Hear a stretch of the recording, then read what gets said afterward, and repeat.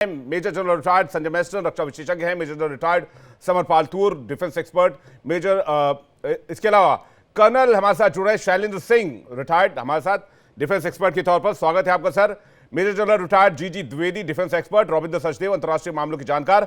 आप सभी मेहमानों का बहुत स्वागत करते हैं आज के पैनल में। और सबसे पहले रविंद्र सर आपसे शुरुआत कर रहे हैं। ब्रिक्स के इस समिट में भारत का मेन एजेंडा क्या एलएसी है या इसके साथ साथ कई और पॉइंट्स है सर? मेरे ख्याल से ब्रिक्स में हमारा एजेंडा 3 है। एक है पुतिन के साथ मीटिंग, जो कि प्राइम मिनिस्टर का single point peace plan Ukraine का चल रहा है। उसमें वो ज़ेलेंस्की, बाइडेन सबसे मिलके वापस लूप क्लोज कर रहे हैं पुतिन से मीटिंग। ये राउंड 1 कंप्लीट हो रहा है मोदी जी का। एक वो है पुतिन से बात करके।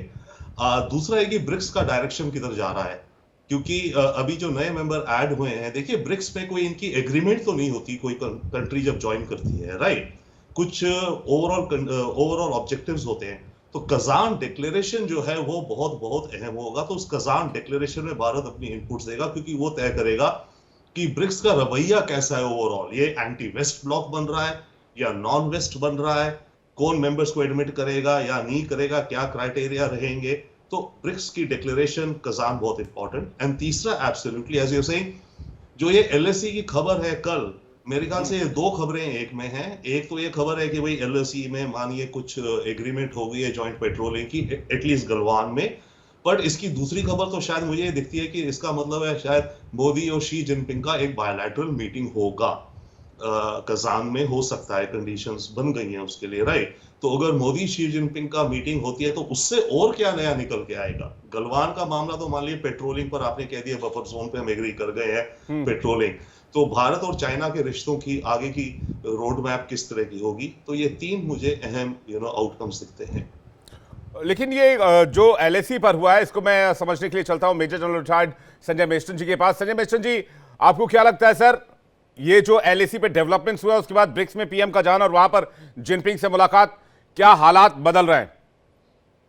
बिल्कुल, मेरे को लगता है हालात बदल रहे हैं। पहली बात, ये जो एलएसी पे ये वार्तालाप हुआ है और इस पे मेरे को लगता है एक तो रूस का थोड़ा हाथ जरूर है, लेकिन साथ ही में ये 2020 में जब गलवान हुआ था उसके बाद कई साल निकल चुके हैं और सवाल उठता है कि तब से लेके आज तक डायलॉग और डिप्लोमेसी चल रही है। और मैं जब डिप्लोमेसी बोलूंगा, मैं बोलूंगा मिलिट्री डिप्लोमेसी भी चल रही थी। कोर कमांडर के किस तौर पे टॉक्स हो चुके थे, मिलिट्री जो टॉक्स होती हैं, और साथ ही डिप्लोमेटिक लेवल पे, फॉरेन सेक्रेटरी लेवल पे, सब लेवल पे, फॉरेन लेवल पे टॉक्स चल रही थी। तो ये डायलॉग और डिप्लोमेसी और मिलिट्री डिप्लोमेसी की कामयाबी है जो इस नतीजे में पहुंचे हैं। और मेरे को लगता है ये प्री 2020 पोजीशंस पे अभी जाएंगे। वो अभी क्लियर नहीं है, क्योंकि कल मैं फॉरेन मिनिस्टर को भी सुना था एक कॉन्क्लेव में, उन्होंने बिल्कुल इतना ही बोला कि हम प्री 2020 पोजीशंस पे तैयार करेंगे, इससे ज्यादा अभी और कोई डिटेल ब्यौरा नहीं आया है। तो ये एक कामयाबी है और मेरे को लगता है कि इसकी क्रेडिट इंडिया की लीडरशिप को तो जाता ही है, डायलॉग और डिप्लोमेसी को, लेकिन साथ साथ देखिए चीन ने भी इसको समझा है, क्योंकि भारत से अगर कड़ा रुख अपनाएंगे ऑन ग्राउंड तो ना उनको फायदा है ना उनको फायदा। 2 लड़ाइयां हो रही है विश्व में, लड़ाइयों से कोई फायदा नहीं है। और लड़ाई शुरू करना बहुत आसान है, लेकिन खत्म करना बहुत मुश्किल है। तो मेरे को लगता है अभी ये बहुत बड़ी एक स्टेप लिया है और हो सकता है अभी प्राइम मिनिस्टर की शी जिनपिंग के साथ मीटिंग होगी और उसमें ये जब बिल्कुल फॉर्मलाइज हो जाएगा कि भविष्य में एलएसी में कोई प्रॉब्लम नहीं होगा, तो हो सकता है कि इकोनॉमिक रिश्ते वगैरह भी धीरे धीरे खुल जाएंगे। उसके लिए थोड़ा समय, लेकिन ये जब तक इंडिया और चाइना एलएसी बॉर्डर पे पीस नहीं होती है, मैं बोलूंगा पीस एंड ट्रैंक्विलिटी, उसके अलावा कोई आगे संबंध बढ़ ही नहीं सकते थे। तो ये एक बड़ा अच्छा डेवलपमेंट है, मेरे को इसमें काफी पॉजिटिविटी दिखती है। और अभी जो ब्रिक्स सम्मेलन में भी इंडिया ने पार्ट लिया है, मेरे ख्याल आज की तारीख में भारत का इतना बड़ा रुख है कि चाहे वेस्ट हो चाहे ब्रिक्स हो, सब भारत को पूछते हैं। तो एक हमारी जो स्ट्रेटेजिक ऑटोनॉमी है उसकी वैल्यू है, ना हम किसी के अलायंस है, ना हम किसी के सबऑर्डिनेट है, हम सब बराबर हैं। और जितने भी मल्टीलेटरल ऑर्गेनाइजेशन है विश्व में, हम तकरीबन सबके मेंबर्स हैं, क्वाड के भी हैं, तो ब्रिक्स के भी हैं, कि एशियन के भी है, एफसीओ के भी है। तो मेरे ख्याल ये भारत का तो आज अच्छा रुख है। ये स्ट्रेटेजिक ऑटोनॉमी वो हमें साफ जाहिर बुलाता है कि भारत की इंटरनेशनल डोमिनेंस और पोजीशन बहुत बढ़िया है। कर्नल शैलेंद्र और मेजर समर का रुख करूं मैं, लेकिन उससे पहले मैं जीजी द्विवेदी सर का रुख कर लेता हूं। वो सियाचिन में पोस्टेड भी रहे हैं। जीजी द्विवेदी सर, आपका क्या टेक है इस कूटनीतिक जीत पर? देखिए, इसको आप दो पहलुओं में देखना है। सबसे पहले तो है कि ये जो आज की हालात है ये बने कैसे। देखो, 2020 से पहले भारत और चीन के रिश्ते काफी अच्छे थे जी और प्राइम मिनिस्टर मोदी और शी जिनपिंग दोनों आपस में 18 बार मिले थे और ये लगता था कि ये रिश्ते और भी मजबूत होंगे। और मैं खुद भी डिफेंस अटैची चाइना में रह चुका हूं, तो हम सब सोचते थे कि देखो ये रिश्ते जो है और भी मजबूत होंगे। पर मई 2020 में चाइना ने ऐसी हरकत की, एक विश्वासघात किया, 5 जो हमारी एग्रीमेंट थे उनका उल्लंघन किया और एकदम 3 डिवीजन के साथ वो लद्दाख में आ गए, जहां आपने बताया कि मैंने अपनी बटालियन की कमांड की है। जी तो ये चाइना को समझना जो है ना इतना आसान नहीं होता है। पहली बात तो है क्योंकि वहां मीडिया नहीं है, एक डिक्टेटरशिप है, तो वहां उनका जो कहते हैं कि ये मुश्किल होता है कि वो क्या सोचते हैं क्या कर रहे हैं, पहली बात। अभी दूसरी बात है कि देखो 4 साल हो गए और इसमें काफी बातचीत हुई, 21 दौर चले मिलिट्री के और 2 जगह जो है वो कहते पेच फंस गया। एक जी गेपसंग था, वहां चाइना पीछे जाने को तैयार नहीं था, और दूसरा देमचौक था। बाकी 3 जगह पर जो है वो एक एग्रीमेंट हुई थी कि बफर जोन बना दी जाएगी, क्योंकि पहले पेट्रोलिंग होती थी, जी पैसे पेट्रोलिंग पॉइंट थे और हम पेट्रोलिंग करते थे वहां, पर इसके बाद बफर जोन बन गए। और अभी ये जो एक डेवलपमेंट हुई है कल, ये काफी अहम है क्योंकि ये 2 जगह जो था चीन बिल्कुल अपना कहते हैं कि पंजा फंसा चुका था। अभी आगे बात कैसे है कि देखो इसकी पोजीशन अलग अलग है। भारत ने यह बोला है चीन को बार बार कि अगर बॉर्डर पर शांति नहीं होगी तो हमारे दोनों के रिश्ते जो है वो अच्छे नहीं हो सकते हैं। जबकि चीन ने ये बोलता रहा है कि देखो बॉर्डर को हम अलग कर देते हैं, बाकी रिश्ते आगे बढ़ने चाहिए। तो ये कुछ हद तक भारत की कूटनीति की जीत वाकई है, क्योंकि हमने उनको कन्विंस कर दिया कि जब तक बॉर्डर शांत नहीं होगा हमारे रिश्ते जो है वो बरकरार नहीं होंगे। दूसरी बात जो है कि अंतर्राष्ट्रीय मंच पर अभी देखो ये ब्रिक्स की बैठक हो रही है, तो इसमें कहते हैं कि हर एक देश कैसे पोस्टिंग करता है। जैसे कि अभी बताया कि ब्रिक्स कौन सी दिशा में जाएगा, इसका आर्किटेक्चर क्या होगा, तो ये बहुत आवश्यक होता है। तो इसमें एक तो मल्टीलैटरल फोरम है और दूसरा आप अपने संबंधों की बात भी करते हैं, देश एक दूसरे से मिलते हैं और एक औपचारिक अनौपचारिक बैठक भी होती है।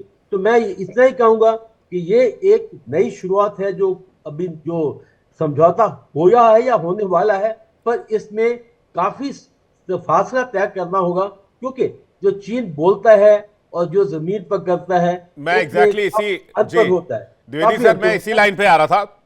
मैं इसी लाइन पे आ रहा था कि हिंदी चीनी भाई भाई 62 में नारा दिया, उसके बाद हमने कई बार दोस्ती का हाथ बढ़ाया, कई बार बातचीत की पेशकश की, लेकिन हमारे साथ हर बार कभी गलवान हुआ, तो कभी 62 हुआ, तो कभी 65 हुआ। तो ये चाइना के मूव पे तुरंत एतबार करना, वो भी जल्दबाजी में, मेरे को लगता है कि उस पर फैसला करना थोड़ा सा एक पॉइंट पर पहुंचना थोड़ा सा अभी बहुत जल्द होगा। कर्नल शैलेंद्र के पास जा रहा है, उसके बाद मेजर समर के पास जाएंगे। कर्नल शैलेंद्र सर, आपको क्या लगता है, आपका क्या टेक है इस पर, अगर इसे भारत की कूटनीतिक जीत कही जाए? क्योंकि चाइना जो गलवान पर पीछे हटने को तैयार हुआ है, वो 3 साल तक, कम से कम 3 से 4 साल तक वेट करता रहा। जय हिंद, नमस्कार विवेक। आई कैन कॉम्प्लीमेंट यू कि आप बिल्कुल प्रॉपर सीनियोरिटी के हिसाब से चल रहे हैं, विच इज वेरी अमेजिंग कि आपको न केवल फौज और डिप्लोमेसी की भी पूरी सीनियोरिटी पता है। Toor should not mind it, Toor and me are amounting to same. अब आ गई बात जो आपने सवाल जो किए हैं। ब्रिक, मेरे लिए ब्रिक सिर्फ 3 पॉइंट ऑफ व्यू से इंपॉर्टेंट है। एक कि इंडिया वहां बुलाया गया है, इंडिया उसका पार्ट है, वो वहां जाएगा, अपनी बात को रखेगा। दूसरा, जहां जहां ब्रिक को और दुनिया को इंडिया के कंट्रीब्यूशन की जरूरत पड़ेगी वहां इंडिया मीनिंगफुली कंट्रीब्यूट करेगा, ये भी एक बहुत बड़ी बात है। तीसरा कि हमने चाइना के प्रेसिडेंट को एक म्यूचुअल अपॉर्चुनिटी दी है कि आप ये जो सो कॉल्ड समझौता हुआ है इसको कैरी फॉरवर्ड कर लीजिए। दूसरा पार्ट, जहां तक समझौते की बात चल रही है, कहीं नहीं लिखा है समझौते में कि दोनों देश अपने अपनी सेनाओं को पीछे हटाएंगे, ऐसा कुछ नहीं है। आपने नियत की बात करी। अब मुझे लगता है आफ्टर गलवान, आफ्टर ये पूरा लद्दाख का इंसिडेंस, हमसे ज्यादा चाइना जानता है कि हम कहां हैं, हम कहां तक उसे जज करते हैं और हम उसे कहां फोर्स कर पा रहे हैं। इस तरह के समझौते, अगर आप ये सोचें कि मैंने डिप्लोमेसी जीत ली, तो डिप्लोमेसी आप अकेले नहीं जीतते हैं, आप उसे फोर्स करते हैं दूसरे को, आप एक एनवायरनमेंट क्रिएट करते हैं। ये 60,000 सैनिक, एक से एक बढ़िया वेपन सिस्टम वहां लगा हुआ है, ये किस लिए लगा हुआ है? ये एक एनवायरनमेंट बनाता है और चाइना को रियलाइज कराता है कि या तो आप इस तकलीफ को बढ़ा लीजिए, हमारे लिए तो रूटीन है, हम तो 2 साल रह लेंगे। आप अगर 2-2 महीने बाद अपने ट्रुप्स चेंज करेंगे तो क्या ये आपके लिए टैक्सिंग है या नहीं? क्या आपके ट्रुप्स वहां रहने से मना कर रहे हैं, प्रोटेस्ट कर रहे हैं, ये आपके लिए फेवरेबल है या नहीं? मेरा जवान और मैं, आप टूर से अभी पूछ लीजिए कि कल सुबह हम फ्लाइट पकड़ेंगे और जाकर डिप्लॉय होंगे लेटर से गलवान में और कहीं पर भी। इंस्टेंट हाँ है, instant. We are looking forward, हमारे अंदर वो जज्बा होता है कि हमें तो जाना है। हमारे ट्रुप्स में ये है कि 2 साल वो आदमी वहां शायद छुट्टी भी नहीं लेता है कि नहीं, मैं ये अपॉर्चुनिटी मिस नहीं करूंगा कि मैं अपने देश के उस बॉर्डर पर और स्पेशली अगेंस्ट चाइना मैं एक वो प्रेशर क्रिएट कर रहा हूं जिसके वजह से ये सब हो रहा है। मैं कभी नहीं कहूंगा कि diplomacy has not work, diplomacy has worked, but diplomacy has worked जहां आर्मी ने एक वो एनवायरमेंट बनाकर दिया है, ग्राउंड रियलिटी बनाकर दी है कि चाइना के पास और कोई ऑप्शन है नहीं। जहां तक बात है फ्यूचर की, yes we should all expect कि अच्छा होगा और जरूर होगा, क्योंकि जिस तरीके से इस समय इंडियन आर्मी ने, इंडियन डिफेंस फोर्सेस ने, गवर्नमेंट ने, डिप्लोमेसी ने एक इरादा बनाया है कि चाइना को चैलेंज किया जा सकता है, चाइना को रोका जा सकता है। वो 64,000 स्क्वायर किलोमीटर के एरिया के ऊपर हम अपना क्लेम लगा सकते हैं और उसका एक बड़ा छोटा सा उदाहरण है। आप गलवान करते रहिए, मैं तो कह रहा हूं इवन पेंगैंगसो में दे हैड टू विड्रॉ। ठीक है, मैं मानता हूं देपसांग, डीबीओ, डैमचौक, इस एरिया में अभी भी हमारे और उनके बीच में फर्क है, लेकिन अपने आप में पेट्रोलिंग अलाउ करना is a good step and I think India की इसमें बहुत अच्छी विक्ट्री है, क्योंकि चाइना इसको हमेशा से मना कर रहा था। सर, आपने बहुत इसको अच्छे से ब्रीफ किया और आपने बहुत एक तालमेल बिठाया कि चारों तरफ से प्रेशर बनाया तब जाके ये कूटनीतिक जीत आई है। लेकिन मैं मेजर समर से ये जानना चाहूंगा कि एक दिन पहले 21 अक्टूबर को शी जिनपिंग ने अपने सैनिकों को कहा है कि जंग के लिए तैयार रहना होगा। वैसे भी किसी भी देश का राष्ट्राध्यक्ष कहता है जंग के लिए तैयार रहना होगा, कोई भी सैन्य अधिकारी हमेशा जवानों को कहता है कि जंग के लिए आपको तैयार रहना होगा। लेकिन शी जिनपिंग का ब्रिक्स में जाने से पहले यह बयान देना और उसके बाद गलवान में समझौता करना और फिर 1-to-1 मीटिंग की तैयारी ब्रिक्स में करना, इस सारे सिनारियो को कैसे देख रहे हैं आप? इसके बाद मैं रॉबिन सर इसी सवाल को लेकर आपके पास आ रहा हूं। मेजर समर, देखिए विवेक जी, ये मुझे बिल्कुल रेप्लिका पैटर्न लग रहा है जो जापान का था वर्ल्ड वॉर 2 के टाइम, कि इनकी डिप्लोमेटिक टॉक्स चल रहे थे यूएसए के साथ जब इनकी ग्राउंड फोर्सेस लड़ाई कर रही थी, एंड उस साथ ही साथ इन्होंने पर्ल हार्बर को अंजाम दे दिया। सो वंस बिटन ट्वाइस शाय, हम चाइना पे भरोसा नहीं कर सकते हैं, नंबर 1। नंबर 2, अभी हम प्रेजेंट सिनेरियो देखेंगे तो वेदर फैक्टर देखिए कि अब माइनस में टेम्परेचर जा रहा है, स्नोफॉल होने लग गई है, प्रेशर बहुत ज्यादा चाइना के ऊपर है। क्यों? क्योंकि इकोनॉमिकली वो अच्छा नहीं कर रहे हैं। उनकी सबसे ज्यादा जो मेन कंस्ट्रक्शन कंपनीज थी वो नहीं कोप अप कर पा रही हैं विद न्यू कंस्ट्रक्शंस। फिर सीपेक पे जो इनका ब्लीड हो रहा है, जो बलूचिस्तान वाली साइड से सीपेक प्रोजेक्ट पे जो हमले हो रहे हैं, जो अभी कराची पे भी जो चाइना ब्लीड कर रहा है, बिल्कुल हाँ, तो China is bleeding from all sides. और अब एक चाइना को क्या है, चाइना का मेन फोकस है वन चाइना पॉलिसी। उनका मेन मुद्दा है ताइवान को पहले टेक ओवर करना, उसके बाद वियतनाम को भी धमकियां दी जा रही हैं, and it is on daily basis कि चाइना वियतनाम को भी धमका रहा है कि it will take over, it will attack Vietnam. और फिर फिलीपींस के साथ उनके जो फिशिंग बोट्स हैं और उनके जो पायरेट्स वाले जो स्पॉन्सर्ड हैं बाय द चाइनीज गवर्नमेंट, वो फिलीपींस कोस्ट गार्ड को बहुत तंग कर रहे हैं। तो देखिए ये बहुत ही ज्यादा अब बढ़ता जा रहा है प्रॉब्लम्स फॉर चाइना। उसका फोकस डिवाइड ना हो, इसलिए उसने टेम्पररी ये स्टेप लिया है कि फिलहाल के लिए हम यहाँ पे इंडिया के साथ कम से कम सीज फायर करते, क्योंकि अगर उनके घर के डोर स्टेप पे ही प्रॉब्लम हुई, वो वर्ल्ड पे फोकस नहीं कर सकेंगे। They will lose focus and they will lose their dominance. तो मैं आपको ये बता रहा हूं कि ये सिर्फ टेम्परेरी है। आप देखिए अगले साल जैसे ही गर्मियां शुरू होंगी, आप हैरान मत होइएगा कि कोई ना कोई झड़प की बातें बिल्कुल बाहर आएंगी। एस्केलेशन की कुछ हरकतें हो सकती है। Yes. So India has to be on its toes. We cannot afford to lay dogo or remain relaxed anymore. क्योंकि इसके बाद आर या पार ही होगा। मुझे नहीं लगता कि इसके बाद और कोई स्टेप्स होंगे, क्योंकि जब गलवान हुआ था माहौल सब ठीक था। शी जिनपिंग बल्कि इंडिया आए थे और मोदी जी ने भी उन्हें होस्ट किया था। तो आप देखिए कि इनको जितना हम चाइना के नजदीक जाते हैं, ये उतना ही अपना खंजर तेज करते हैं हमारी पीठ में खोबने के लिए। तो we have to be very careful. मैं रॉबिन सर आपसे जानना चाहूंगा, जो बात मेजर समर कह रहे हैं, होलिस्टिक अप्रोच देखें तो चाइना का फोकस ताइवान, वियतनाम के ऊपर इस वक्त ज्यादा है, ये बात तो सही है। तो क्या उसने एक विंडो अभी क्लोज किया है कि हमारा अटेंशन उस तरफ ना जाए, हम भारत के साथ म्यूचुअली पीस को अभी मेंटेन करें थोड़े दिन के लिए?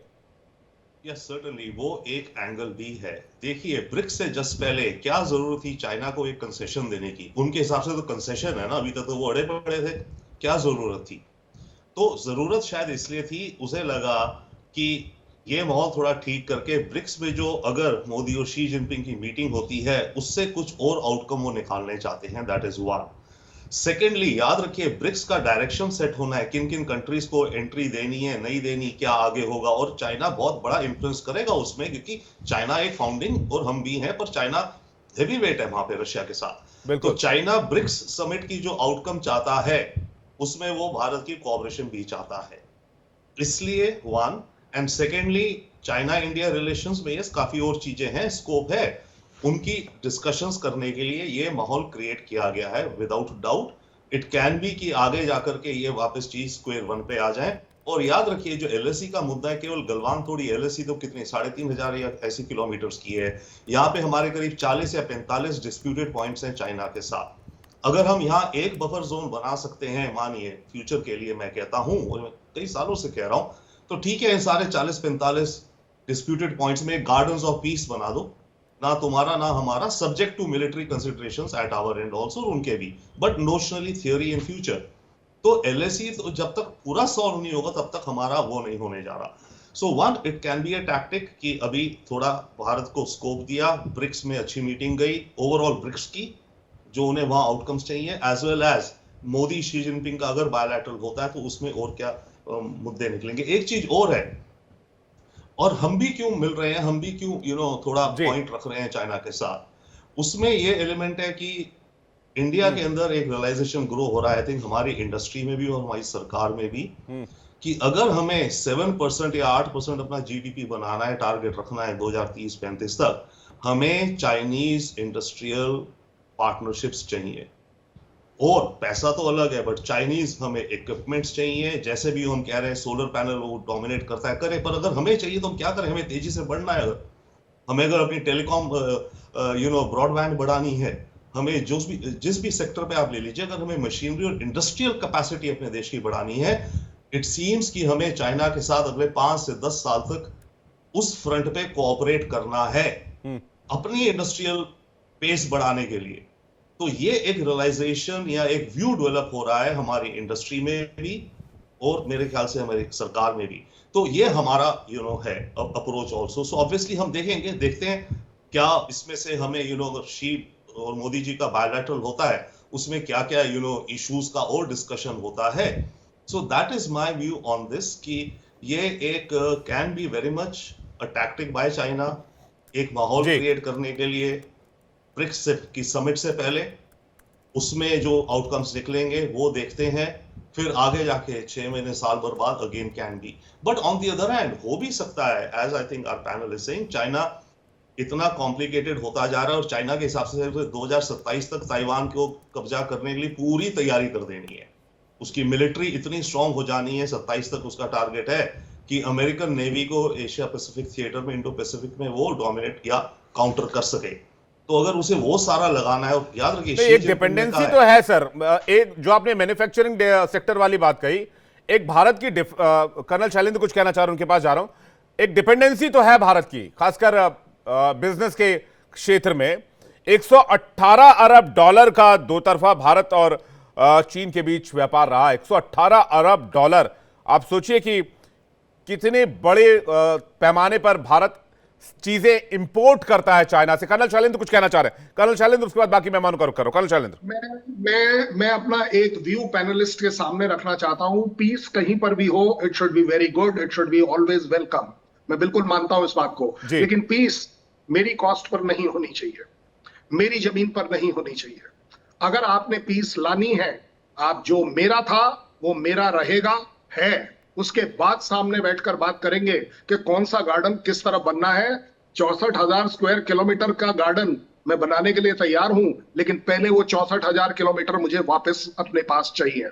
मुझे ले का हर एक इंच जैसे वो 20 से पहले था, मुझे वैसा चाहिए। उसके बाद ये मेरी मर्जी है, मेरी सरकार की मर्जी है, मेरे देश की मर्जी है कि हम वो पीस ऑफ गार्डन जो है वो कितना बड़ा बनाना चाहते हैं और कहां बनाना चाहते हैं।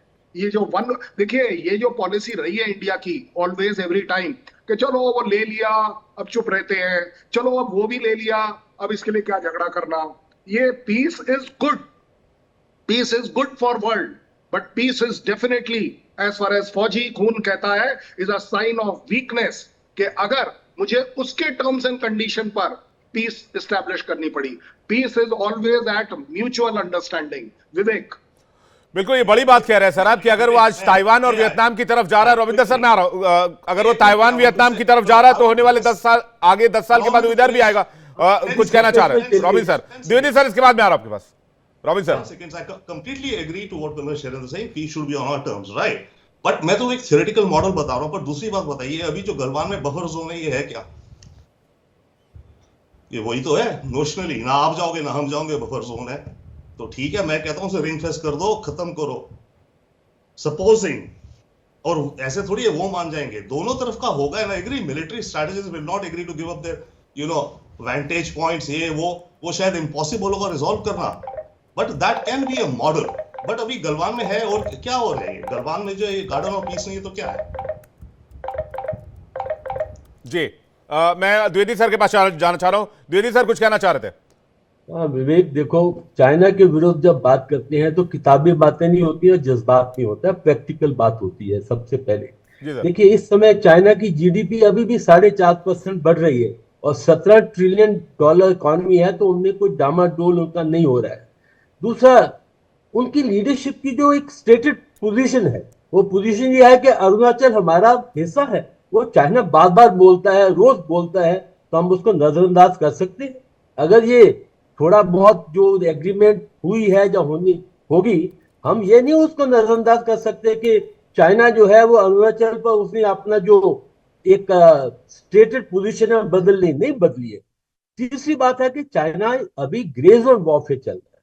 ग्रे जोन वॉरफेयर है कि वो बहुत धीरे धीरे बड़ी चालाकी से वो अंदर आता है। इसी प्रकार जो अभी 2020 में भी आया था, एक गोली फायर नहीं हुई थी, जबकि उसने 5 जगह अंदर आ गया, 3 डिवीजन के साथ। तो हमें चाइना का ग्रे जोन वॉरफेयर स्ट्रेटजी समझनी चाहिए। उसमें वो उनका एक कोटेशन है, ईपीएन तान ईपीएन ता। वो कहते हैं कि हम बात भी करते रहेंगे और हम लड़ते भी रहेंगे। तो इसलिए ये जो समझौते होते हैं या बातें होती हैं, उसमें उनकी स्टेटेड पोजीशन नहीं बदलती है। और चौथी बात है, देखो हमारा जो नेगेटिव एडवर्स पेमेंट है, बैलेंस ऑफ पेमेंट इस समय $100 बिलियन है। और अगर हम चाइना के साथ ट्रेड नहीं करते हैं तो हमारा बहुत नुकसान हो रहा है।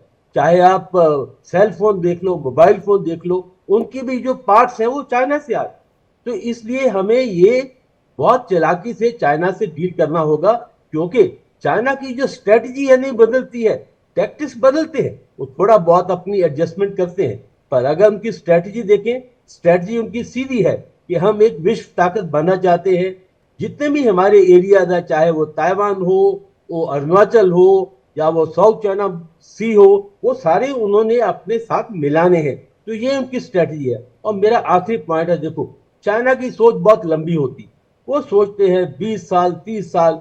तो उनकी 250 तक सोच रहे हैं। तो हमें वो उनकी जो स्ट्रेटेजिक पोजीशन है वो समझनी है। और चाइना के इस समय ये एक बहुत बड़ा मुद्दा है कि क्वाड को कैसे कमजोर करना पड़ेगा। तो क्वाड को तभी कमजोर करेंगे जब थोड़ा हिंदुस्तान भारत को अपनी तरफ खींचेंगे। तो ये एक स्ट्रेटेजिक पोजीशन है।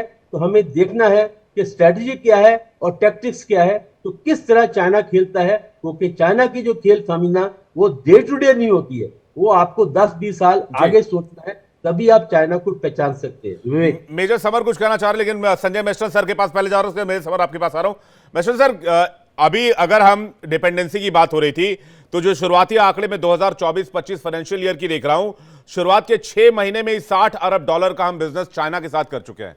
फिर हम चाइना को काउंटर करने की बात करते हैं, फिर डिप्लोमेसी की बात करते हैं, फिर एक थ्रेट भी उसको मानते हैं। नहीं तो आपका सवाल क्या है? मेरा सवाल यह है सर कि दोनों चीजें एक साथ कैसे हो सकती है? या तो हम चाइना से इंपोर्ट धीरे धीरे कम करें, उसके ऊपर डिपेंडेंसी धीरे धीरे कम करें, और बॉर्डर इंफ्रास्ट्रक्चर को और मजबूत करें। देखिए, ऐसा है, पहली बात तो हम सब कुछ कर रहे हैं, बॉर्डर इंफ्रास्ट्रक्चर को भी मजबूत कर रहे हैं, और एक ये जो भी आप बता रहे हैं डिप्लोमेसी डायलॉग, देखिए एक किसी भी कंट्री के साथ जब आप डील करते हैं, कोऑपरेशन भी एक होता है और कॉम्पिटिटिवनेस भी होता है। और खासकर चाइना के साथ जो एक हमारा पड़ोसी देश है, कंपटीशन भी रहेगा और कोऑपरेशन भी रहेगा। कंपटीशन ज्यादा रहेगा क्योंकि जब दो पावर्स नेबरिंग कंट्री, तो वो दोनों अपना पावर इन्फ्लुएंस दिखाना चाहेंगे ऑन ग्राउंड। और ऑन ग्राउंड मतलब सेना के साथ ही नहीं, इकोनॉमिक ताकत, डिप्लोमेटिक ताकत, और ये जो अलायंसेस वगैरह बनते हैं। और चाइना का जो पॉलिटिकल सिस्टम है वो हमसे बहुत फर्क है। लेकिन ये तो अभी चीजें हो रही हैं। देखिए, ये अभी कॉपरेशन का भी एक मसला है, और कॉपरेशन किस प्रकार है, ये तकरीबन 3-3.5 साल लगा है ये गलवान के बाद, ये थ्रू मिलिट्री डिप्लोमेसी डायलॉग और डिप्लोमेसी के जरिए ये जो अभी एक फैसला हुआ है बॉर्डर पे, और बहुत साफ फैसला हुआ है, प्री 2020 पोजीशंस। किसी ने नहीं बोला यहाँ पर पैनलिस्ट ने कि सेना वो दोनों की पुल आउट होगी और सब पीछे भाग जाएंगे, ऐसा किसी ने स्टेटमेंट नहीं दिया। पता नहीं कहाँ से ये जज्बात से ये बातचीत नहीं होती है ऐसे फोरम्स में। और मेरे ख्याल कल मैंने भारत के ये फॉरेन मिनिस्टर को क्लियरली सुना है, एनडीटीवी कॉन्क्लेव में प्रधानमंत्री भी थे कि ये प्री 2020 पोजीशन जाएंगे। मेरे ख्याल उनका अगर स्टेटमेंट है तो हमें भरोसा करना चाहिए। जहाँ तक ये इकोनॉमिक सपोर्ट है, इकोनॉमिक एक्सचेंजेस है, देखिए इकोनॉमिक एक्सचेंजेस क्या है, अभी ये आप देखिएगा भारत के प्रधानमंत्री और प्रेसिडेंट शी जिनपिंग की मीटिंग होगी, कोई डाउट ही नहीं है। काय के लिए होगी? ये जो फैसला था बॉर्डर पे, ये जो अभी डिसएंगेजमेंट हुआ है, ये कल ही क्यों हुआ? इसका मतलब है ये ब्रिक्स के लिए और ये क्या म्यूचुअल डायलॉग के लिए हुआ है।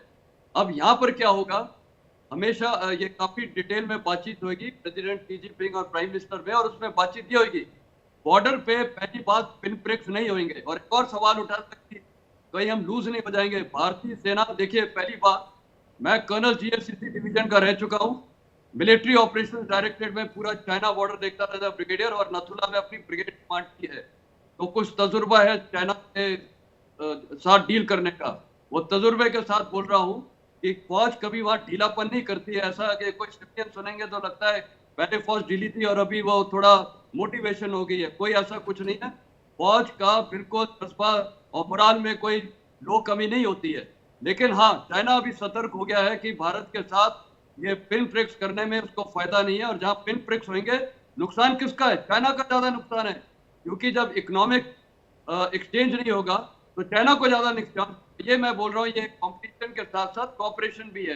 तो मेरे को लगता है इन द लॉन्ग रन या शॉर्ट रन में भी मेरे ख्याल काफी हद तक इकोनॉमिक डायलॉग और इकोनॉमिक एक्सचेंज होने की संभावना है। अगर बॉर्डर पे पीस एंड ट्रैंक्विलिटी है, वो मैं फिर से बोल रहा हूँ, अगर बॉर्डर पे पीस एंड ट्रैंक्विलिटी है तो आगे के कदम तब ही बढ़ेंगे। अब उन्होंने क्यों किया? क्योंकि वो ताइवान के साथ कर रहे हैं, वो हमसे कोई मतलब नहीं है। हम चौकस रहेंगे और हम अपना नेशनल इंटरेस्ट देखेंगे, चाहे इकोनॉमिक्स में हो, चाहे डिप्लोमेसी में हो, चाहे ब्रिक्स में हो, चाहे बॉर्डर पे हो। अब मेरे ख्याल भारत की जो अभी स्टेटेड पॉलिसी बहुत क्लियर है, नेशनल इंटरेस्ट के साथ हम चल रहे हैं। तो मेरे को ऐसी कोई कराने की बात नहीं रख रही कि वो चुरा भोग देंगे और ये कर देंगे। हम वहाँ बेवकूफ नहीं बैठे, हमारी सेना चुरा कोई नहीं ऐसे भोग सकता है। और गलवान में भी जो हुआ था वो कई चीजें क्लियर नहीं आती।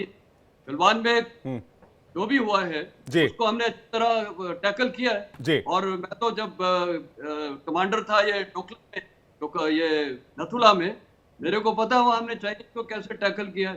तो कोई भी दुश्मन हो उसके साथ फर्मनेस के साथ ऑन ग्राउंड डील करते हैं और वो फर्मनेस भारतीय सेना में है और वो डिप्लोमेसी में भी हमारी फर्मनेस है। इसमें कहाँ हमारी हार हुई है? नहीं sir, there is no doubt about it. लेकिन चाइना पे ट्रस्ट करना ये एक सवाल तो हमेशा बना रहता है। मेजर समर कुछ कहना चाह रहे हैं। मेजर समर। अच्छा विवेक, एक और फैक्टर मैं इसमें लाना चाहूंगा फॉर द ऑडियंस कि आई एम श्योर कि रूस ने चाइना पे काफी प्रेशर बनाया होगा to negotiate with India regarding this. क्यों? क्योंकि जितना चाइना हमारे खिलाफ जा रहा है या जितना एग्रेसिव हो रहा है, उतना ही यूएस का इन्वॉल्वमेंट इंडिया के साथ बढ़ता जा रहा है, उतनी ही नजदीकियां यूएस और इंडिया की बढ़ती जा रही हैं। कैसे? अभी 31,000 करोड़ रुपीस का जो MQ-9 रीपर जो यूएवी का जो डील हुआ है, बिल्कुल। हाँ, तो ये सारी चीजें चाइना को बहुत ज्यादा इनसिक्योर कर रही हैं, नंबर एक। नंबर दो, जो अभी बांग्लादेश में जो तख्ता पलट हुआ है, इसमें क्या जा रहा है कि यूएसए का बहुत बड़ा हाथ है। क्यों? क्योंकि USA is looking for an overseas base, naval base in and around Indian ocean, और वो मेन जो होम ऑन किया है वो है चिटागोंग वाला पोर्ट। अब इंटरेस्टिंग चीज ये है कि पिछले हफ्ते चाइना की naval ships have already visited and have docked at Chittagong port. अब ये इंडिकेटर्स हैं कि इस टेंशंस भी हो रही है, साइड बाय साइड चाइना भी अपना इन्फ्लुएंस डाल रहा है। तो चाइना को पता है कि वो यहाँ पे जितना ही अपने नेबर्स पे हावी होगा, उतना ही यूएस का यहाँ पे इन्वॉल्वमेंट हो जाएगा। So in a way, India being one of the major players in domination of the Indian Ocean and trade and also a main player in Quad, इस सारी चीजों को रखते हुए चाइना ने अभी ये टेम्पररी टैक्टिकल मूव किया है। क्योंकि देखिए, वो मालदीव्स में आ चुके हैं, वो चिटागोंग, वो मतलब बांग्लादेश के साथ इन्फ्लुएंस में है ही है। फिर हरमन टोटा पोर्ट जो 100 साल के लिए लीज पे श्रीलंका से ले ही लिया है। फिर आप देख लीजिए ग्वादर पोर्ट पे भी उन्हीं का ही कंट्रोल है। So basically China is weighing its odds and it does not want कि अमेरिका अपना एंट्रीज बढ़ा दे या अपना प्रेजेंस बढ़ा दे due to a problem with India. जी, एक इंपॉर्टेंट आपने ये पॉइंट उठाया। मैं पहले रविंद्र सचदेव सर के पास जा रहा हूं, उसके कर्नल शैलेंद्र आपके पास आऊंगा। ये जो बात मेजर समर कह रहे हैं रविंद्र सचदेव, इसमें जो मेन पॉइंट है, क्या इसमें जो की प्लेयर है वो रशिया है? रशिया, चाइना और इंडिया को एक साथ लाकर 3 मुल्क मिलकर क्या अमेरिका को काउंटर करना चाहते हैं? क्या डॉलर को काउंटर करना चाहते हैं? क्या अमेरिका की जो एक तरह से बादशाहत करें इस पूरी दुनिया पर, उसको काउंटर करने की कोशिश की जा रही है? अब बुलेट पॉइंट्स में, हाँ, एक ओवरऑल में ये काउंटर करना चाह रहे हैं अमेरिका को। नॉन वेस्टर्न ग्रुप, अगर एंटी वेस्ट ना भी गए तो ये नॉन वेस्ट ग्रुप बन रहा है, dollar, local payments etcetera. But at the same time ये नहीं हो रहा है कि रशिया, चाइना और इंडिया तीनों मिलकर तालमेल से चल रहे हैं। बाय द वे, रशिया की, हमारा भी इंटरेस्ट है कि रशिया ज्यादा कमजोर होकर चीन के पाले में ना ज्यादा जाए। जितना ज्यादा रशिया कमजोर होगा उतना ज्यादा वो चीन के ऊपर निर्भर होगा। इसलिए हमें स्ट्रेंथन करनी है अपने रिश्ते रशिया के साथ। एंड सेकेंडली, रशिया का role, yes, very very much possible कि रशिया ने अगर प्रेशर ना भी डाला हो चाइना के ऊपर इस मुद्दे को लेकर, पर मीडिएशन तो डेफिनेटली करी होगी। हो सकता है, वी कैन एक्सपेक्ट, राइट। हमारे कुछ मैसेज गए उनके पास, उन्होंने आगे कन्वे करे चाइना को, चाइना ने कुछ वापस रशिया को करे, रशिया ने वापस हमें मैसेज कन्वे करे। तो ये प्रोसेस सर्टेनली रहा होगा कुछ हद तक, आई कैन इमेजिन, क्योंकि रशिया भारत से अच्छे रिश्ते रखना चाहता है और बढ़ाना चाहता है। और रशिया फिर ये भी नहीं चाहता, वो भी देख रहा है कि इंडिया चाइना का जितना राइवलरी बढ़ेगा उतना ज्यादा अमेरिका को फायदा होगा और अमेरिका इस एशियन थिएटर में एंटर करता जाएगा। तो रशिया का इंटरेस्ट है कि भारत को प्रिवेंट करे वेस्ट की तरफ ज्यादा जाने से। हमारा इंटरेस्ट है कि रशिया रुके, चाइना की तरफ ना ज्यादा झुकता जाए। यूक्रेन वॉर के चलते रशिया के जो सैंक्शंस है, सारा कुछ है, अगर रशिया को भारत जैसे स्ट्रॉन्ग पार्टनर नहीं मिलेगा तो रशिया तो चाइना के साथ उसके इकोनॉमी, ट्रेड सब कुछ बहुत बढ़ता जाएगा, क्योंकि एशिया में ये दो बड़ी नेशन है। तो इसमें सबके अपने अलग अलग इंटरेस्ट भी हैं, वन, एंड सेकेंडली इन सबके एक कुछ कॉमन इंटरेस्ट है, यस, जो कि है कि ब्रिक्स को कुछ स्ट्रेंथन किया जाए as a non western bloc. पर ब्रिक्स में एक बहुत बड़ी प्रॉब्लम आने वाली है, तभी मैं कह रहा हूं कजान बहुत इंपॉर्टेंट होगा डिक्लेरेशन, क्योंकि ब्रिक्स के जो मेंबर अब आ गए हैं, देखिए ईरान है, ओके, चाइना तो है ही है, अब बाकी साउथ अफ्रीका वगैरह है, बट सऊदी अरब जो ऐड किया गया है, अरब एमिरेट, तो इन सब देशों का एक कॉमन विचार आना इस संगठन के लिए बहुत बड़ा चैलेंज होगा। बट यस, पॉइंट इसकी ये अभी नई संगठन है, एक तरह से टीनेजर ही तो है, अभी 14-15 साल ही तो है, इसको बड़े टीनेजर है, राइट, एज कंपेयर लेकिन सर पूरी दुनिया की 46% आबादी होल्ड करती है ये। श्योर करती है, बट कितनी कोऑर्डिनेशन है, कितनी आपस में सिनर्जी है, कितनी आपस में इंटरलिंकेजेस है। कहने के तो हम और चाइना मिलकर दुनिया की आधी आबादी है, पर क्या और हम और चाइना आपस में तालमेल करके चल रहे हैं दुनिया में? नहीं चल रहे ना। तो नंबर तो इकट्ठे हो जाएंगे, बट वो नंबर आपस में एक कोऑर्डिनेटेड मार्च कैसे करेंगे, वो प्रश्न है ब्रिक्स के लिए, जो कि कजान डिक्लेरेशन से आई थिंक हमें क्लूज मिलेंगे, क्योंकि बहुत इसमें डाइवर्जेंसेस है। But at the same time जो भी प्लेटफॉर्म है उसमें हमें एंगेज करना है और अपना मैक्सिमम इंटरेस्ट रख के निकालना है उस ऑर्गेनाइजेशन से। प्लस ये जो इंडिविजुअल प्लेयर्स हैं लाइक चाइना एंड रशिया, इन सब के साथ हमें अपनी एक अलग मैट्रिक्स खेलनी है।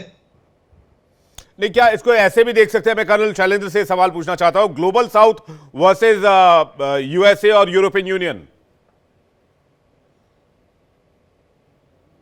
डेफिनेटली, देखिए ये बात जो पैनलिस्ट बोल रहे हैं वो बिल्कुल ठीक बोल रहे हैं कि जितना ज्यादा चाइना हमारे अगेंस्ट जाता है, तो आप पाएंगे यूएस और वेस्टर्न कंट्री हमारे तरफ नजदीक आते हैं।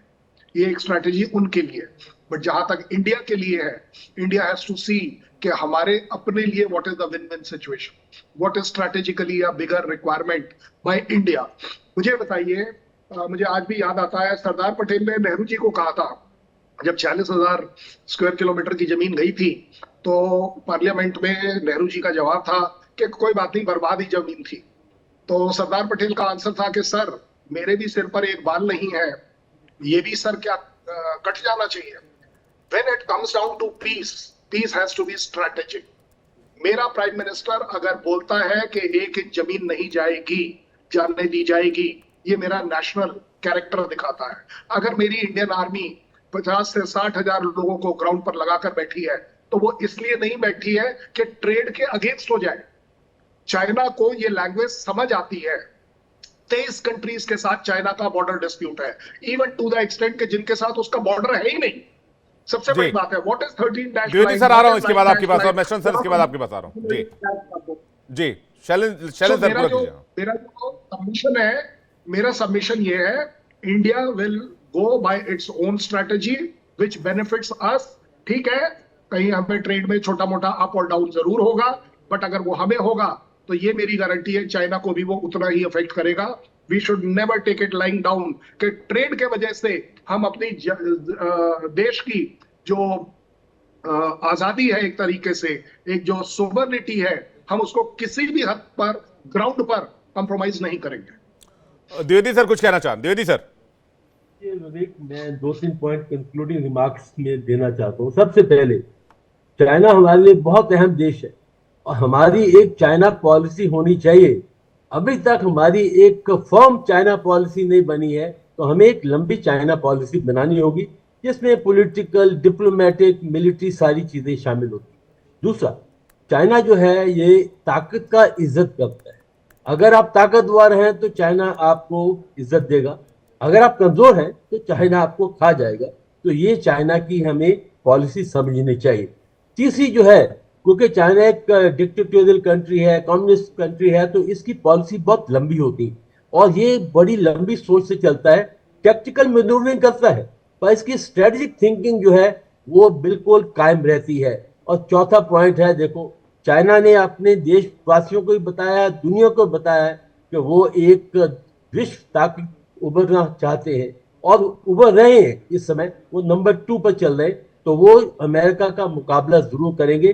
तो अगर हमने चाइना के साथ मुकाबला करना है, अपनी ताकत बढ़ानी होगी, एक लंबी पॉलिसी चाहिए होगी, अपने पार्टनरशिप और अपने अलायंसेस को बनाना होगा। और सबसे आखिर है कि चाइना पर कभी विश्वास मत करो, चाइना के साथ बातचीत करो, पर जो उनके एक्शन ग्राउंड पर हैं उनको देखो, उनकी बात पर मत चलो। विवेक जी, मैस्टर सर, इस पर आपका क्या जवाब रहेगा? और एक और सवाल इस पर ये कि क्या चाइना को लेकर एक फर्म पॉलिसी जिसकी बात द्विवेदी सर कर रहे हैं वो कैसी होनी चाहिए? तो देखिए, पहली बात तो किसी भी देश के साथ स्ट्रैटेजी बहुत क्लियर होती है कि there are no permanent friends and there are no permanent enemies, it is your national interest at stake. सबसे जरूरी चीज वो है। तो हम ना किसी भी देश को, चाहे वो दुश्मन देश हो या पड़ोसी देश, ना तो उसको अंडर एस्टिमेट करते हैं, ना उसको ओवर एस्टिमेट करना। अंडर एस्टिमेट करना भी एक खराब बात है। आपने देखा इसराइल ने फिलिस्तीन और हमास को अंडर एस्टिमेट किया था और 7 अक्टूबर को क्या किया था। तो ना अंडर एस्टिमेट करना चाहिए। दुश्मन को जानना निहत जरूरी है कि उसके पास क्या काबिलियत है, क्या क्या कैपेबिलिटीज है, क्या उसकी इकोनॉमिक ताकत है, क्या मिलिट्री ताकत है और हमारी क्या ताकत है, तभी एक स्ट्रैटेजी बनती है। तो स्ट्रैटेजी जाहिर है एक इंडिया की होनी चाहिए और मेरे ख्याल होगी, क्योंकि देखिए जब मैं मिलिट्री ऑपरेशन डायरेक्टरेट में भी था तो हम बार बार बात करते थे कि हमारा स्ट्रैटेजिक गोल क्या है। और कई बार मैंने सुना है कई फोरम्स में भी कि एक और व्यू पॉइंट है, स्ट्रैटेजी होना ही नहीं चाहिए। बल्कि मैंने थोड़े दिन पहले एक बहुत बड़े फोरम में सुना था कि स्ट्रैटेजी होना ही नहीं चाहिए, कि वो क्या है, स्ट्रैटेजी से आप बन जाते हैं। जब स्ट्रैटेजी नहीं है तो आपको एक फ्लेक्सिबिलिटी रहती है ऑन ग्राउंड, ऑन सब कुछ देखते हुए। लेकिन मेरा सोच विचार ये है कि चाइना के साथ अगर हम स्ट्रैटेजी कर भी ले कि हमारा फर्मनेस होना चाहिए, ऑन ग्राउंड वो कल हमें पिन प्रिक्स कर दे तो हमारी स्ट्रैटेजी सब फेल हो जाएगी। तो स्ट्रैटेजी को फॉर्मुलेट करते हुए चाइना का जो एक पास्ट पैटर्न है धोखेबाजी का, जो भी एक पैटर्न है, वो सारा हमको अमल करके और फिर स्ट्रैटेजी बनानी चाहिए। उसमें भी कई बार हम धोखा खाएंगे, लेकिन मेरे को लगता है एक स्ट्रैटेजिक इंटरेस्ट, इकोनॉमिक, हर चीज हर फील्ड पे होनी चाहिए। और मिलिट्री में तो अभी मैं बोल रहा हूँ हमारा एम बहुत क्लियर है। एक हमारा वहाँ पर इंफ्रास्ट्रक्चर डेवलपमेंट हो रहा है, बॉर्डर पेट्रोल्स बिल्कुल जाते हैं, हमारा वहाँ एयरपोर्ट डिप्लॉयमेंट, यूएवीज का डिप्लॉयमेंट, सब कुछ भारी मात्रा में हो रहा है, क्योंकि मिलिट्री डोमिनेंस करना बहुत ही जरूरी है उस पूरे इलाके में। क्योंकि कल हम बिल्कुल भी किसी हालात में सरप्राइज नहीं होना चाहिए। तो मेरे ख्याल वो एक हमारी मिलिट्री स्ट्रेटेजी बहुत साफ साफ है। और दूसरा, हमें थोड़ा ये भी देखना चाहिए जो नॉर्थ ईस्ट में भी हालात हो रहे हैं, खासकर मणिपुर में, चाइना उसका कैसा फायदा उठा सकता है, वो भी एक बहुत ही जरूरी चीज है। दुश्मन जब फायदा उठाएगा, जब देखेगा कि हमारी अंदरूनी हालात कहीं पर खराब है, और आज मणिपुर में जो प्रॉब्लम है उसको मेरे ख्याल पॉलिटिकली तुरंत रिजॉल्व करना चाहिए, नहीं तो चाइना उसका फायदा उठा के और एक ग्रुप को आर्म करके और फिर इंडिया में प्रॉब्लम करेगा। और नॉर्थ ईस्ट हमारे लिए वल्नरेबिलिटी रहती है, क्योंकि मैंने ये नथुला ब्रिगेड कमांड की है, तो मैं एक वेस्ट समझता हूँ जो सिलीगुड़ी कॉरिडोर जो हमारी वल्नरेबिलिटी है और पूरा नॉर्थ ईस्ट, तो उसके लिहाज से मेरे ख्याल हमारा नॉर्थ ईस्ट पे फोकस होना चाहिए। एक इंटरनल स्टेबिलिटी की जरूरत है, नहीं तो चाइना फायदा उठा के और हमारे को वहां पर इंसर्जेंसी की प्रॉब्लम है, और वो तो चाहता है इंसर्जेंसी हो। इंडियन आर्मी डिप्लॉयमेंट मणिपुर और जैसे देश वहां पर नागालैंड में हो जाएगी, और हमारी जो एक main task conventional operation China के साथ LAC में, वो at the cost of troops होगा। तो ये भी एक हमें ध्यान देना पड़ेगा। तो हमारी स्ट्रैटेजी सब देखना चाहिए, इंटरनल हालात देख के भी एक स्ट्रैटेजी बनाना जरूरी है, जैसे जनरल त्रिवेदी साहब ने भी बोला है। बिल्कुल, और मुझे लगता है कि सर ये जो टाइम है इसे भारत एक अपॉर्चुनिटी की तरह देखे और जो वीक पॉइंट्स हैं उसको मजबूत करे। मैं इस पर मेजर समर का जवाब चाहूंगा, उसके बाद मैं रॉबिन सर आपके पास आ रहा हूं। ये जो भी 5-10 साल का एक विंडो मिला है भारत को, जिसमें चाइना दूसरे देशों की तरफ फोकस कर रहा है, खासकर ताइवान पर, जैसा कि आपने बताया कि वियतनाम को भी उसने धमकी देनी शुरू कर दी है। चाइना का वैसे भी 16-17 देशों के साथ सीमा विवाद है, सिर्फ भारत ही नहीं है। तो अभी जब भारत को एक अपॉर्चुनिटी, एक विंडो मिली है, तो इस दरमियान क्या सूरत हाल या फिर क्या एक्शन होने चाहिए? मेजर समर। देखिए, हमें जैसे सचदेव सर ने कहा है, इंडिया को एक होलिस्टिक अप्रोच अपनानी है। We cannot be military centric की हमला होगा ही होगा, बट यस, जैसे जनरल मैटसन सर ने कहा है कि तैयारी पूरी रखनी है। We cannot be on at ease, क्योंकि देखिए सबसे ज्यादा हमें कहां पे चोट खाई है, जब धोखा हुआ है। तो अब चाहे चाइना जितना मर्जी बोल ले, देखिए अगर हम प्रैक्टिकली देखें, they are way ahead in AI technology. उनका competitor is USA, not India. Their priority है कि वो यूएसए को कैसे काउंटर करेंगे, यूएसए का डोमिनेंस कैसे कम करेंगे। तो चाइना उस लेवल की तरफ से तैयारी कर रहा है। दूसरा आप देखिए, जो अगला वॉरफेयर होने वाला है, it is going to be related to space. तो जितने नंबर ऑफ सैटेलाइट्स चाइना अभी स्पेस में भेज रहा है, इंडिपेंडेंट स्पेस स्टेशन उनका इस्टेब्लिश हो चुका है। क्यों? क्योंकि यूरोपियन यूनियन ने एंड नासा ने चाइना को मतलब they have excluded them from their programmes. क्यों? क्योंकि वो वहां पे they were stealing their ideas, they were stealing their intelligence and technology, और इसे रिवर्स इंजीनियर करके अपनी टेक्नोलॉजी और स्पेस प्रोग्राम को एनहांस कर रहे थे। तो देखिए, it has to be on sharing basis, it can not be on stealing basis. Russia ने क्यों अपने मिग्स और बाकी फाइटर जेट्स बंद कर दिए चाइना को बेचने? क्योंकि उन्होंने सब कुछ एक एक चीज खरीद के उसका रिवर्स इंजीनियरिंग करके they have started making their own aircrafts with different names, but उसका ब्लूप्रिंट इज ऑल रशियन। जो अभी इनका जो स्टेल्थ फाइटर है वो F-22 और F-35 रैप्टर के ब्लूप्रिंट के ऊपर बेस्ड है। और CIA ने एक चाइनीज ऑफिशियल को अरेस्ट भी किया था काफी साल पहले for stealing very sensitive data and material. तो आप देखिए कि चाइना किसी भी हद तक जाएगा और उसका मेन फोकस इज यूएसए, उसका defence budget is as par USA, और चाइना को काउंटर करने के लिए यूएस हमारी पूरी हमें इस्तेमाल करेगा। हमें अपने वो यूएस अपने वेपन सिस्टम्स को हमारे लिए टेबल के ऊपर ओपन करके रखेगा, जैसे उसने सऊदी अरेबिया को दिया कि you can take the latest weaponry from us but you have to counter China. Same जैसे कि सऊदी अरेबिया अभी बाकी गल्फ कंट्रीज में मतलब यूएसए का एलाई बन के है। तो इंडिया को बहुत ही टाइट रोप चलना है, क्योंकि यूएसए के पक्ष में ज्यादा लीन होंगे तो हम इस चुंगल में फंस जाएंगे, और हम इससे ज्यादा दूर भी नहीं जा सकते यूएसए से, वरना हम बिल्कुल आइसोलेट हो जाएंगे in terms of military weapons and technology.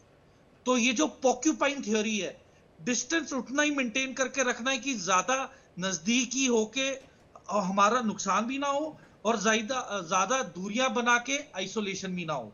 तो we have to be very balanced in our approach. Robin sir, क्या आउटकम देख रहे हैं आप इस ब्रिक्स से भारत के लिए? इंडिया की छवि और धाक दुनिया में बढ़ेगी, लॉजिकल है। जिस तरह की मीटिंग्स होंगी खास करके पुतिन से रिगार्डिंग यूक्रेन वॉर, मेरे ख्याल से राउंड 1 खत्म हुआ है मोदी जी की पीस डिप्लोमेसी का। अब जल्दी राउंड 2 शुरू होगा, वो भी 3-1 महीने चलेगा जी। और उसके बाद जनवरी के बाद एक राउंड और चलेगा 3-1 महीने का। तो ये भारत की उभरती हुई लीडरशिप और कंसेंसस बिल्डिंग दिखा रहा है। That is one. Secondly, bilateral में रशिया के साथ बड़ी इंटरेस्टिंग चीजें कुछ हो रही है, आर्कटिक को लेकर, एक्सप्लोरेशन को लेकर के, नॉर्थ सी राउट को लेकर के, इत्यादि इत्यादि। बाकी ब्रिक्स में ओवरऑल यस, हमारा इन्फ्लुएंस कहें या हमारी पार्टिसिपेशन डेफिनेटली बढ़ेगी, क्योंकि नए जो मेंबर ऐड होंगे, मैं फिर से कह रहा हूँ, जो कजान डिक्लेरेशन आएगी उसकी ड्राफ्टिंग में और उसके जो एक्चुअल शब्द निकल के आएंगे बहुत बहुत अहम होंगे। उन शब्दों को क्राफ्ट करने में भारत की योगदान रहेगा, which will mean once again कि दुनिया का इमर्जिंग जो आर्किटेक्चर है हम उसमें कंट्रीब्यूट कर रहे हैं। तीसरा, यस, चाइना में मोदी शी जिनपिंग की अगर बायलैटरल होती है, we don't know what, but अगर बायलैटरल होती है तो उससे कुछ तो निकलेगा। भाई दोनों लीडर केवल चाय पीने तो बैठेंगे नहीं, दोनों साइड से कुछ होमवर्क कर रखा होगा, कुछ डील्स बनने का होगा, कुछ MOU साइन होने का होगा, ताकि हो कि भाई मोदी और शी जिनपिंग मिले तो ये अनाउंसमेंट्स हुई, तो उसकी कुछ आएंगी, वी डोंट नो। तो ये 3 चीजें हैं। But coming back to the अभी जो डिस्कशन हुई थी, मुझे ध्यान आ रहा था, मैंने यूज भी करता हूँ इसको, जैसे सर्कस में होता है ना जगलर जी, जो एक साथ 8-10 गेंदों को घुमाते रहते हैं, राइट? रियली वो हमें करना है और वो हम कर रहे हैं। अलग अलग चीजें, अपनी इकोनॉमी बढ़ाओ, मिलिट्री बढ़ाओ जी, देश के अंदर जॉब्स बढ़ाओ, हेल्थ बढ़ाओ, ये सारी विश्व में अपना वो नाम बढ़ाओ। प्लस इसके साथ हमें, मैं जो गार्डन्स ऑफ पीस की बात करता हूँ, देखिए जब हम वर्ल्ड लीडर हैं, हम शांति बुद्धा के देश की बात करते हैं, अभी जैसे बात हो रही थी हमारी लॉन्ग विजन क्या है, हमारी लॉन्ग विजन में कहीं ना कहीं ये तो होना चाहिए कि शांति चाइना के साथ होगी, ओके, और जब होगी कब होगी, बट लॉन्ग टर्म तुम ये कहना चाहेंगे ना, कहेंगे तो लॉन्ग टर्म विजन में हमें वो शांति का पत्ता भी अपनी जेब में रखना है, कभी कभी उसे निकाल के फोरम से बोलना है कि भाई देखो हम तो शांति चाहते हैं, हम तो शांति के लिए काम करने को तैयार है, वो हमें यूज भी करना है